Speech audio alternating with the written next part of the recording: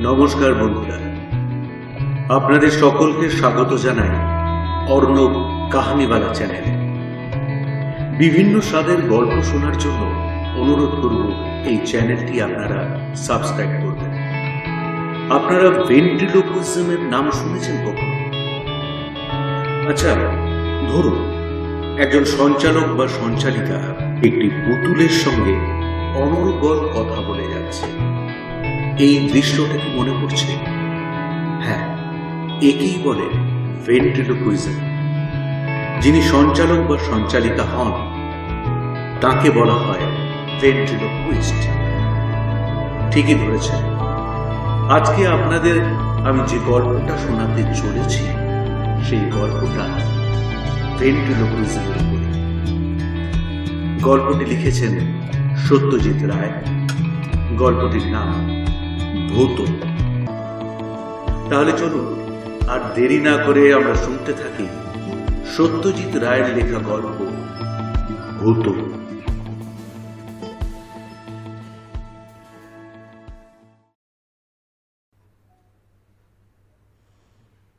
নবীনকে দ্বিতীয়বার হতাশ হয়ে ফিরে আসতে হলো। অক্রুর বাবুর মন ভেজানো গেল না। উত্তরপাড়ার একটা ফাংশনে নবীন পেয়েছিল অক্রুর চৌধুরীর আশ্চর্য ক্ষমতার পরিচয়, ভেন্ট্রিলোকুইজম।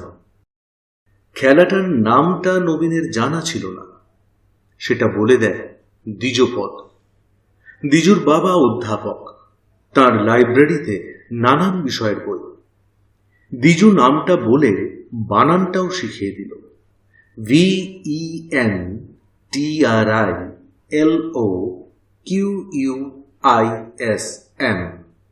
ভেন্ট্রিলোকুইজম। অক্রু চৌধুরী মঞ্চে একা মানুষ, কিন্তু তিনি কথা চালিয়ে যাচ্ছেন আরেকজন অদৃশ্য মানুষের সঙ্গে।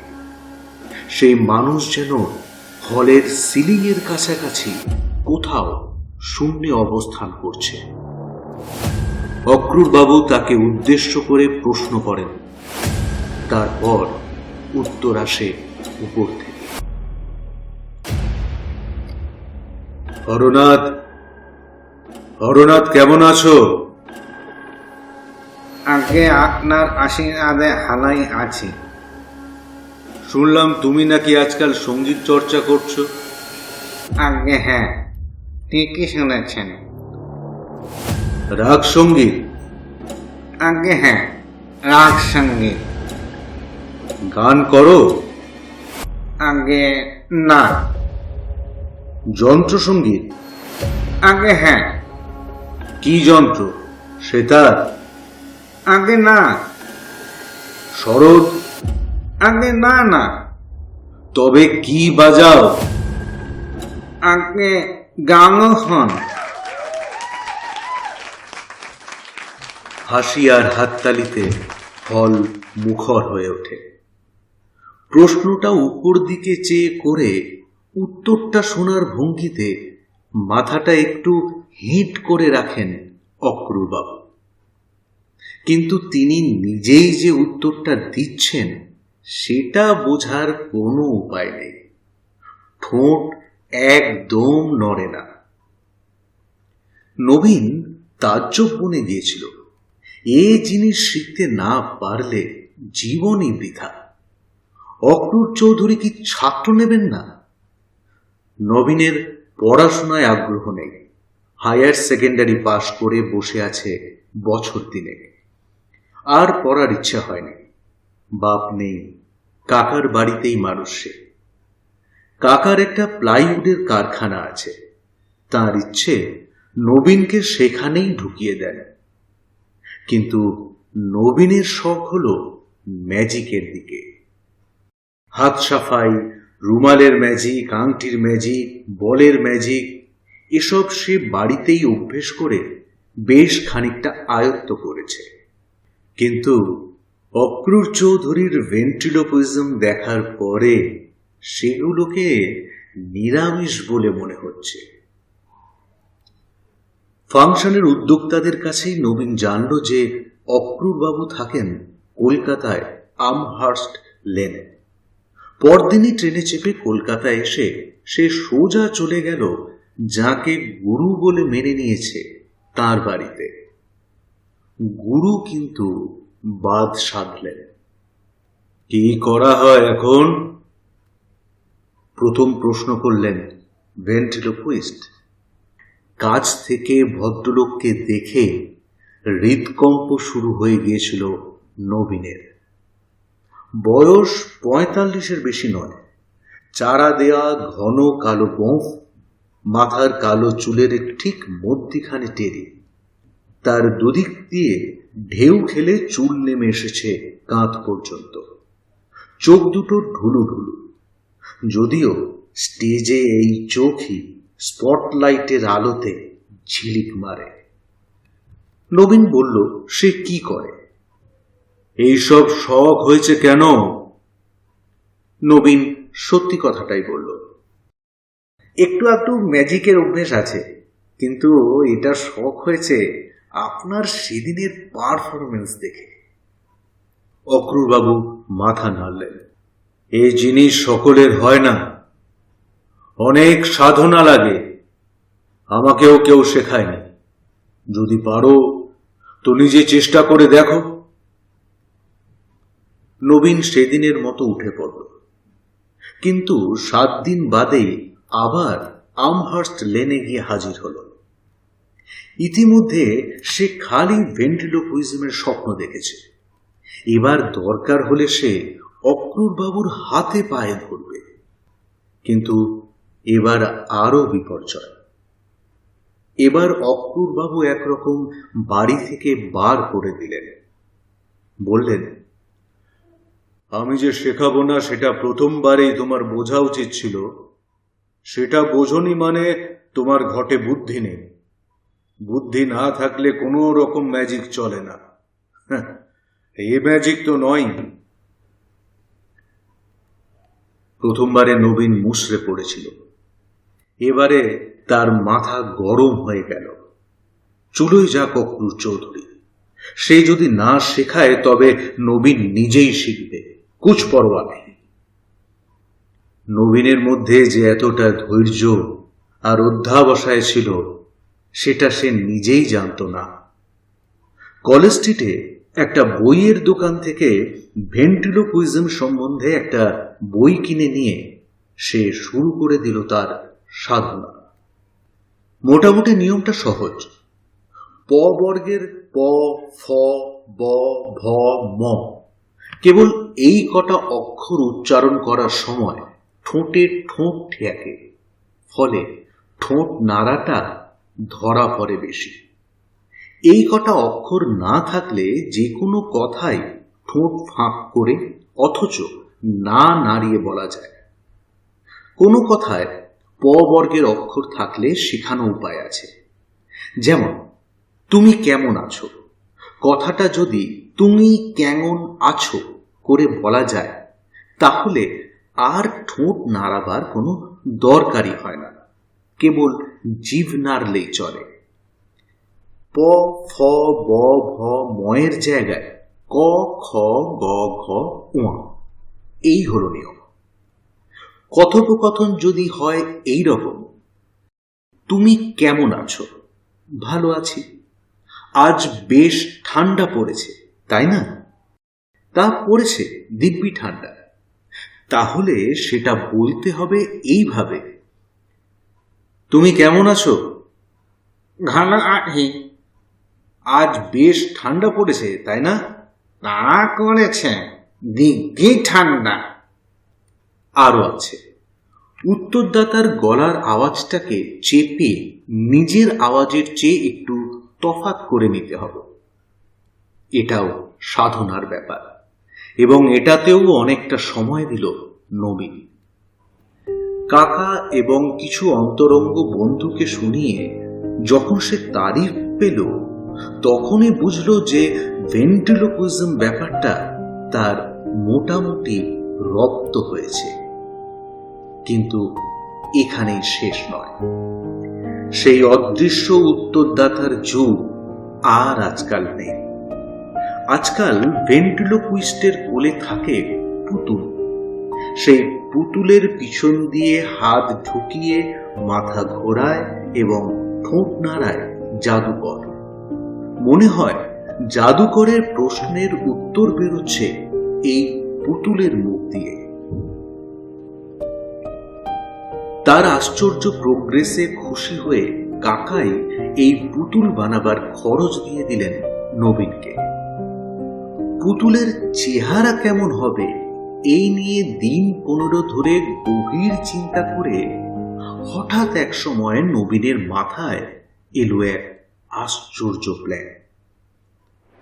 পুতুল দেখতে হবে অবিকল অক্রুর চৌধুরীর মতো, অর্থাৎ অক্রুর চৌধুরীকে হাতের পুতুল বানিয়ে সে তার অপমানের প্রতিশোধ নেবে। একটা হ্যান্ডবিলে অক্রুর চৌধুরীর একটা ছবি ছিল, সেটা নবীন সযত্নে রেখে দিয়েছিল। সেটা সে আদিনাথ কারিগরকে দেখালো। এইরকম গোঁফ, এই টেরি, আর এইরকম ঢুলু ঢুলু চোখ, আর ফোলা ফোলা গাল। সেই পুতুল যখন মুখ নাড়বে আর ঘাড় ঘোরাবে নবীনের কোলে বসে, তখন কি রগরটাই না হবে। আশা করি তার শো দেখতে আসবেন অক্রুর চৌধুরী। 7 দিনের মধ্যে পুতুল তৈরি হয়ে গেল। পোশাকটাও অক্রুর চৌধুরীর মতো, কালো গলাবন্ধ কোটের তলায় কোঁচা কোমরে গোঁজা ধুতি।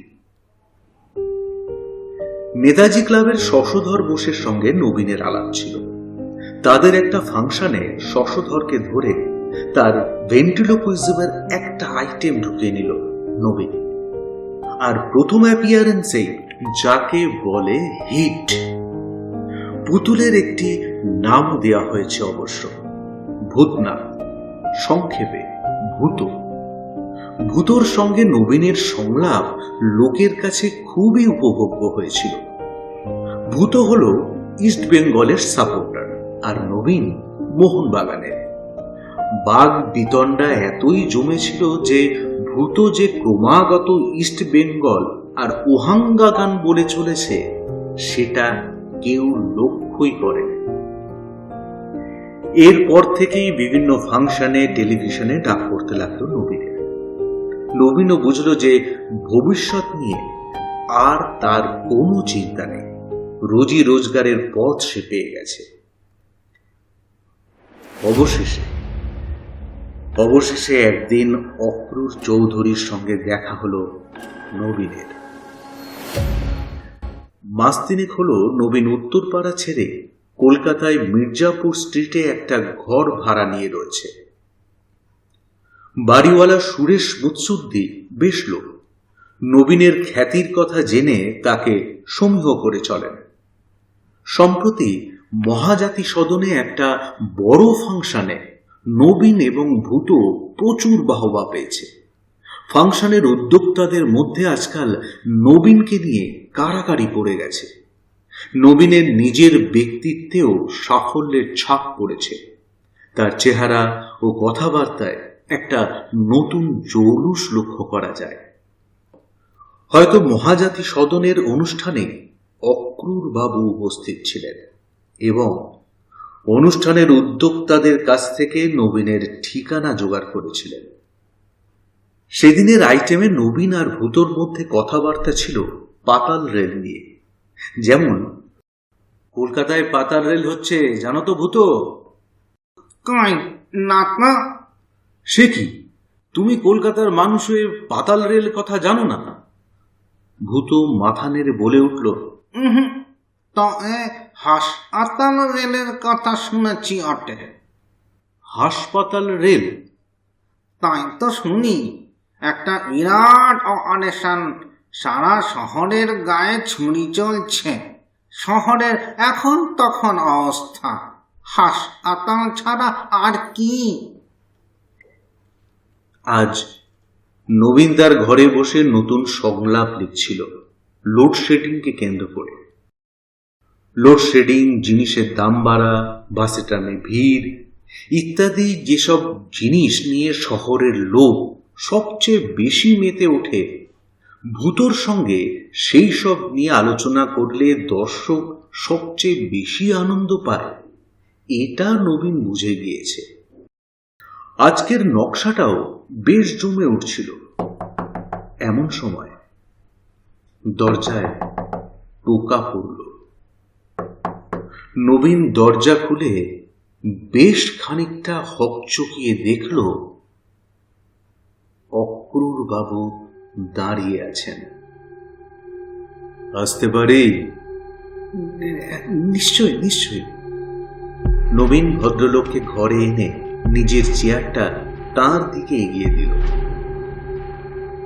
অক্রুর বাবু তৎক্ষণাৎ বসলেন না। তার দৃষ্টি ভূতর দিকে। সে অনড়ভাবে বসে আছে নবীনের টেবিলের এক কোণে। অক্রুর বাবু এগিয়ে গিয়ে ভূতকে তুলে নিয়ে তার মুখটা বেশ মন দিয়ে দেখতে লাগলেন। নবীনের কিছুই করার নেই। সে যে খানিকটা অস্বস্তি বোধ করছে না, সেটা বললে ভুল হবে। তবে অক্রুর বাবুর হাতে অপমান হবার কথাটা সে মোটেই ভোলেনি। তোমার হাতের পুতুল বানিয়ে দিলে আমাকে। অক্রুর বাবু চেয়ারটায় বসলেন। হঠাৎ হঠাৎ এই মতি হলো কেন? নবীন বলল, কেন বানিয়েছি সেটা বোধহয় বুঝতে পারছেন। আমি অনেক আশা নিয়ে গিয়েছিলাম আপনার কাছে, সবটুকু ভেঙে দিয়েছিলেন আপনি। তবে এটুকু বলতে পারি, আপনার এই প্রতিমূর্তি আমাকে আজ প্রতিষ্ঠা এনে দিয়েছে। আমি খেয়ে পড়ে বেঁচে আছি এর জন্যই। অক্রুর বাবু এখনো ভূতর দিক থেকে চোখ সরাননি। বললেন, তুমি জানো কিনা জানি না, বারাসাতে সেদিন আমার একটা শো ছিল।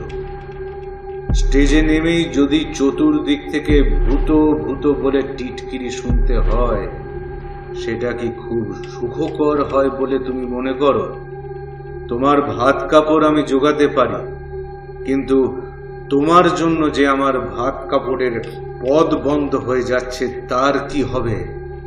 তুমি কি ভেবেছ আমি এটা এত সহজে মেনে নেব? সময়টা সন্ধ্যা, লোডশেডিং। টিম টিম করে দুটি মোমবাতি জ্বলছে নবীনের ঘরে। সেই আলোয় নবীন দেখল অক্রুর বাবুর চোখ দুটো স্টেজে যেমন জল জল করে সেইভাবে জ্বলছে। ছোট্ট মানুষটার বিশাল একটা দোলায়মান ছায়া পড়েছে ঘরের দেওয়ালে। টেবিলের ওপর ঢুলু ঢুলু চোখ নিয়ে বসে আছে ভূতনাথ, অনড়, নির্বাক। তুমি জানো কিনা জানি না, ভেন্ট্রিলোকুইজমেই কিন্তু আমার জাদুর দৌড় শেষ হয়ে যাচ্ছে না। আমি 18 বছর বয়স থেকে 38 বছর পর্যন্ত আমাদের দেশের একজন অজ্ঞাতনামা অথচ অসাধারণ ক্ষমতা সম্পন্ন জাদুকরের শিষ্যত্ব করেছি। কলকাতা শহরে নয়, হিমালয়ের পাদদেশে এক অত্যন্ত দুর্গম স্থানে।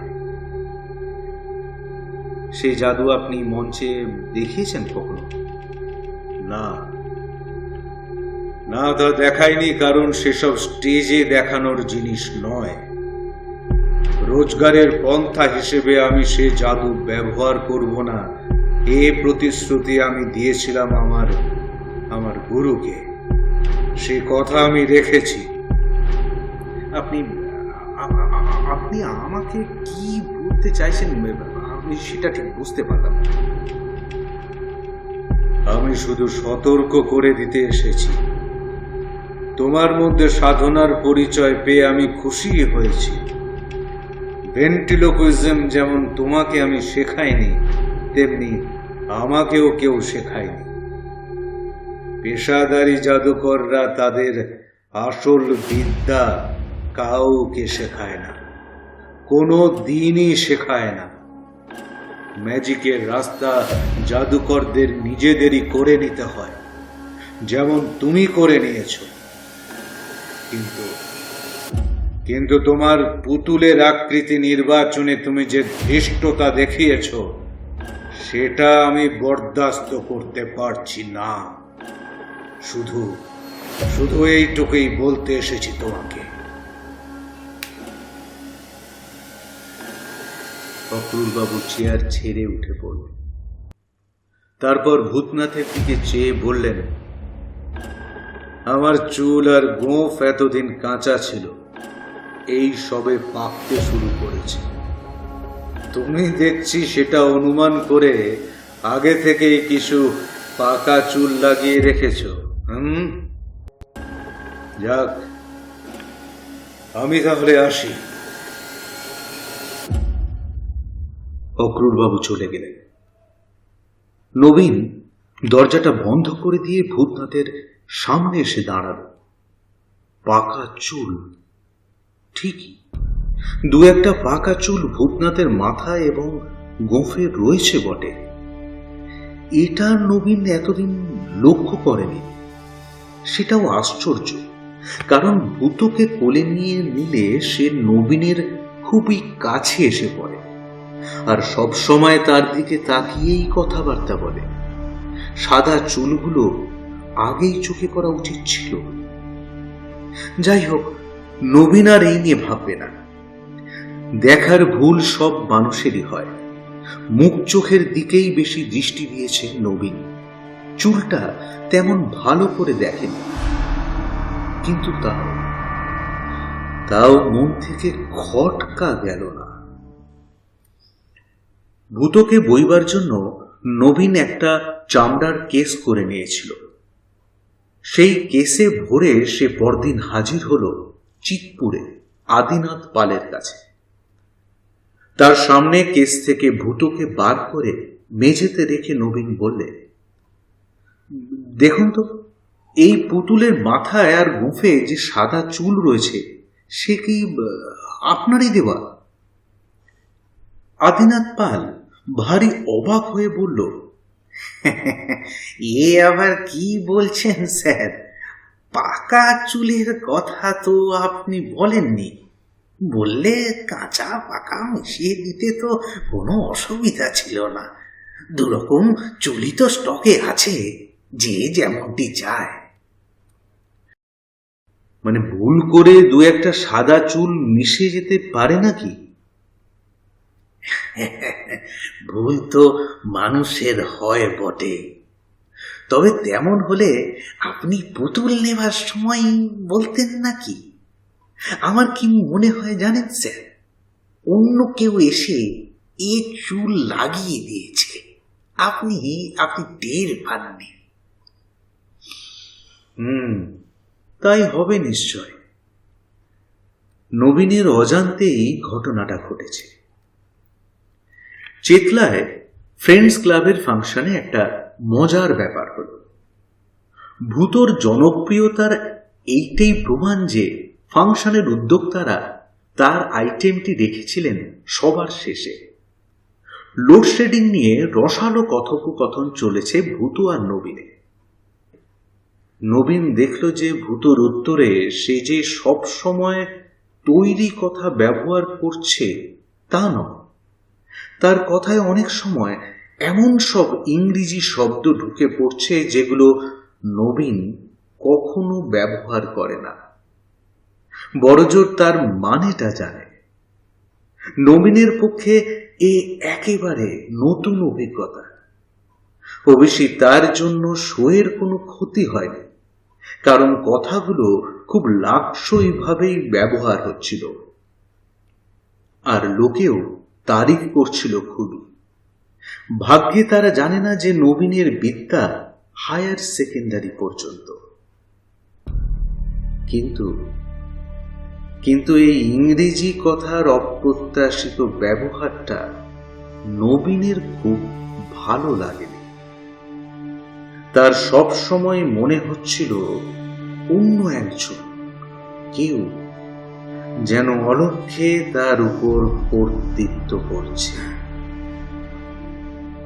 শোয়ের পর বাড়ি ফিরে এসে ঘরে ঢুকে সোজা দরজা বন্ধ করে দিয়ে নবীন টেবিল ল্যাম্পটা জ্বালিয়ে ভূতোকে রাখলো বাতির সামনে। কপালের তিলটা কি ছিল আগে? না, এখন রয়েছে। সেদিন তার ঘরে বসে নবীন প্রথম লক্ষ্য করেছে অক্রুর বাবুর কপালের তিলটা।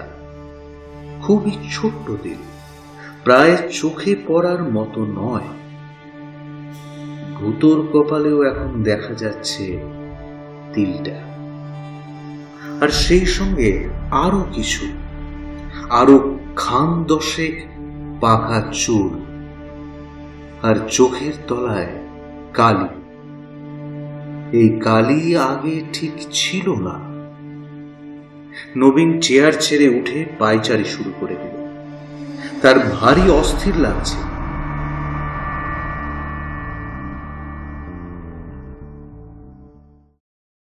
ম্যাজিকের পূজারী সে, কিন্তু এই ম্যাজিক বড়ই অস্বস্তিকর। যে ম্যাজিক সে বিশ্বাস করে তার সবটাই মানুষের কারসাজি।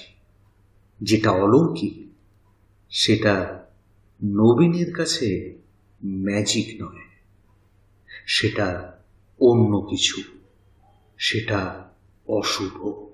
ভূতোর এই পরিবর্তনের মধ্যে সেই অশুভের ইঙ্গিত রয়েছে। অথচ এক দৃষ্টে চেয়ে থেকেও ভূতোকে পুতুল ছাড়া আর কিছুই মনে হয় না। চোখে সেই ঢুলু ঢুলু চাহনি, ঠোঁটের কোণে অল্প হাসি, আর খেলার সময় তার নিজের হাতের কারসাজি ছাড়া যে কোনো পুতুলের মতোই অসার, নির্জীব। অথচ তার চেহারায় আজ অল্প অল্প পরিবর্তন ঘটে চলেছে। আর নবীন কেন জানি বিশ্বাস করে পরিবর্তনগুলো অক্রুর চৌধুরীর মধ্যেও ঘটছে। তারও চুলে পাক ধরেছে, তারও চোখের তলায় কালি পড়ছে। ভূতোর সঙ্গে মাঝে মাঝে কথা বলে টেকনিকটা ঝালিয়ে নেওয়ার অভ্যাস নবীনের প্রথম থেকে। যেমন, আজ দিনটা বেজায় গুমুট করছে না রে ভূতো? বেজায় গুমুট। তবে তোর সুবিধা আছে, ঘাম হয় না। পুতুলের আগার ঘাম।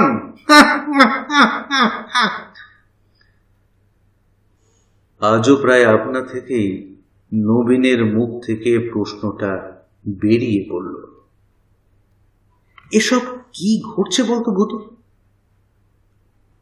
উত্তরটা এলো নবীনকে চমকে দিয়ে। কর্মফল, কর্মফল। কর্মফল? নবীনের ঠোঁট দিয়েই উচ্চারণটা হয়েছে, যেমন হয় স্টেজে, কিন্তু উত্তরটা তার জানা ছিল না। এটা তাকে দিয়ে বলানো হয়েছে। কে বলিয়েছে সে সম্বন্ধে নবীনের একটা ধারণা আছে। সে রাত্রে চাকর শিবুর অনেক অনুরোধ সত্ত্বেও নবীন কিচ্ছু খেল না। এমনিতে রাত্রে ওর ঘুম ভালোই হয়, কিন্তু সাবধানের মার নেই। তাই আজ একটা ঘুমের বড়ি খেয়ে নিল। 11টা নাগাদ বুঝতে পারল বড়িতে কাজ দেবে।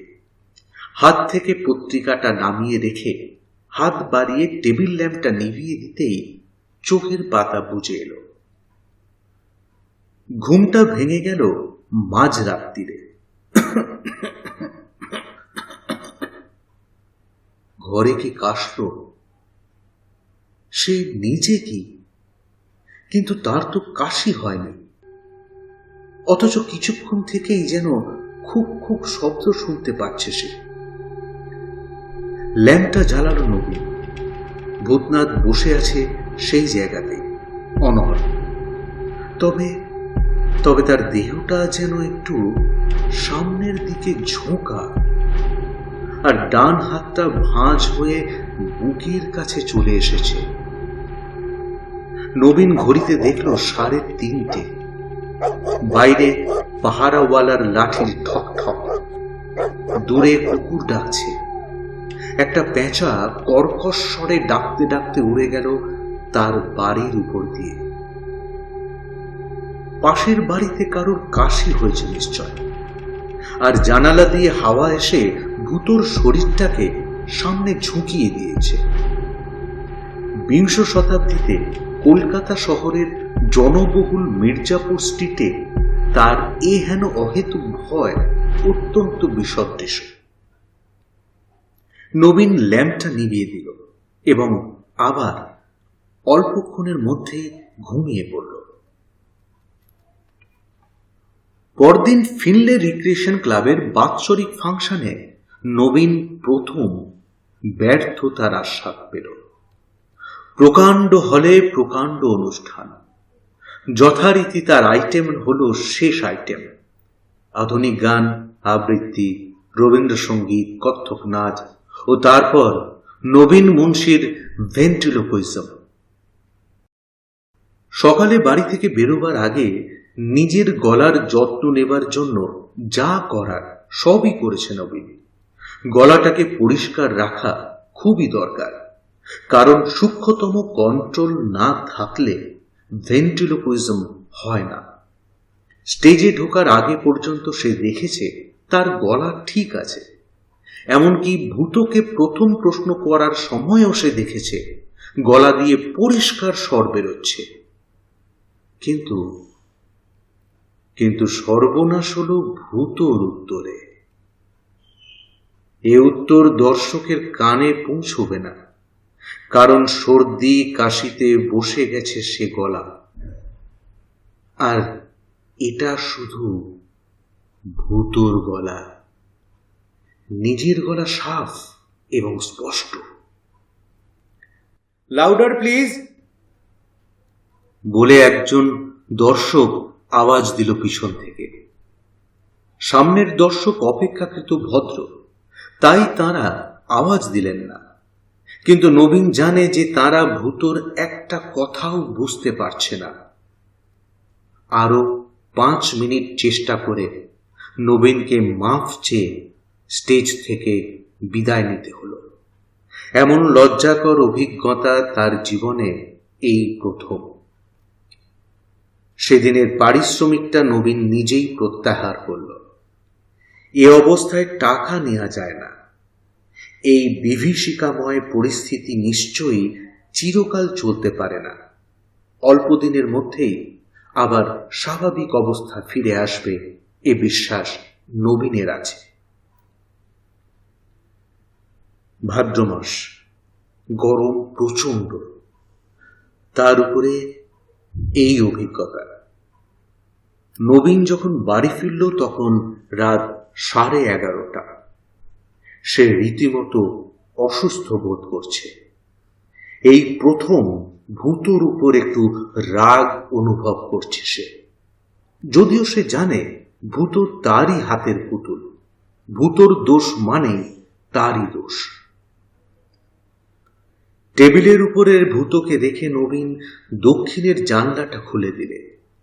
হাওয়া বিশেষ নেই, তবে যেটুকু আসে, কারণ আজ শনিবার, রাত 12টার আগে পাখা চলবে না। নবীন মোমবাতিটা জেলে টেবিলে রাখতেই একটা জিনিস দেখে তার হাত পা ঠান্ডা হয়ে গেল।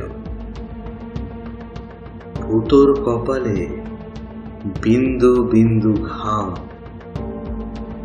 শুধু তাই না, ভূতর গালে চকচকে ভাবটা আর নেই। ভূত শুকিয়ে গেছে, আর ভূতর চোখ লাল। এই অবস্থাতেও নবীন তার পুতুলের দিকে আরো 2 পা এগিয়ে না গিয়ে পারল না। কত বিস্ময়, কত বিভীষিকা তার কপালে আছে সেটা দেখবার জন্য যেন তার জেদ চেপে বসেছে। দুবার বেশি এগোনো সম্ভব হলো না নবীনের। একটা জিনিস চোখে পড়ায় তার চলা আপনি বন্ধ হয়ে গেছে।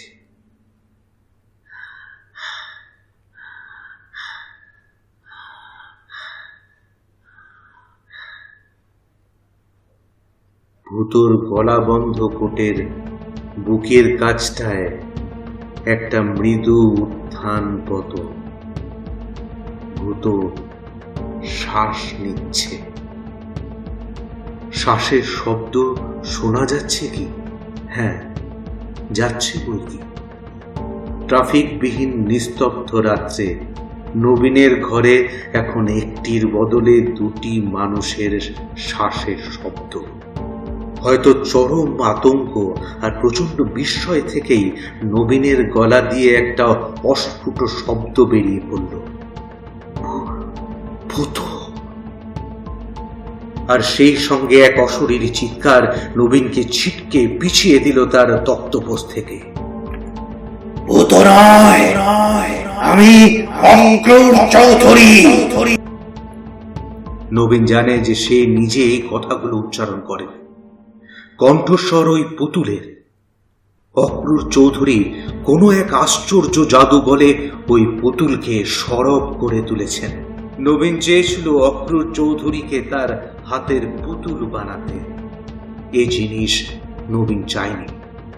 এই জ্যান্ত পুতুলের সঙ্গে এক ঘরে থাকা নবীনের পক্ষে অসম্ভব। সে এখনই কি যেন একটা ঘটে গেল। একটা শ্বাসের শব্দ কমে গেল কি? হ্যাঁ, ঠিক তাই। ভূত আর শ্বাস নিচ্ছে না। তার কপালে আর ঘাম নেই। তার চোখের লাল ভাবটা উধাও। চোখের তলায় আর কালিও নেই। নবীন খাট থেকে উঠে গিয়ে ভূতকে হাতে নিল। একটা তফাৎ হয়ে গেছে কেমন করে জানি এই অল্প সময়ের মধ্যে। ভূতর মাথা আর ঘোরানো যাচ্ছে না, ঠোঁট আর নাড়ানো যাচ্ছে না। যন্ত্রপাতিতে জাম ধরে গেছে। আর একটু চাপ দিলে ঘুরবে কি মাথা? চাপ বাড়াতে গিয়ে ভূতর মাথাটা আলগা হয়ে টেবিলে খুলে পড়ল।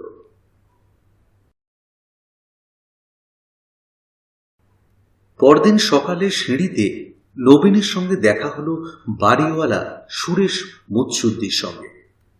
ভদ্রলোক অভিযোগের সুরে বললেন, কই মশাই, আপনি তো আপনার পুতুলের খেলা দেখালেন না একজন আমাকে। আরে সেই যে ভেন্টিকালোজিয়াম না কি? পুতুল নয়, বলল নবীন। এবার অন্য ম্যাজিক ধরব। আপনার যখন শখ আছে তখন নিশ্চয়ই দেখাবো। কিন্তু কিন্তু হঠাৎ এ প্রসঙ্গ কেন? আরে আপনার এক জাত ভাই যে মারা গেছে দেখলুম কাগজে, অক্রূর চৌধুরী। তাই বুঝি? নবীন এখনো কাগজ দেখেনি। কিসে গেলেন? হৃদরোগ, বললেন সুরেশ বাবু। আজকাল তো 70% জনই যায় ওই রোগে। নবীন জানে যে খোঁজ নিলে নির্ঘাত জানা যাবে মৃত্যুর টাইম হলো গতকাল রাত 12:10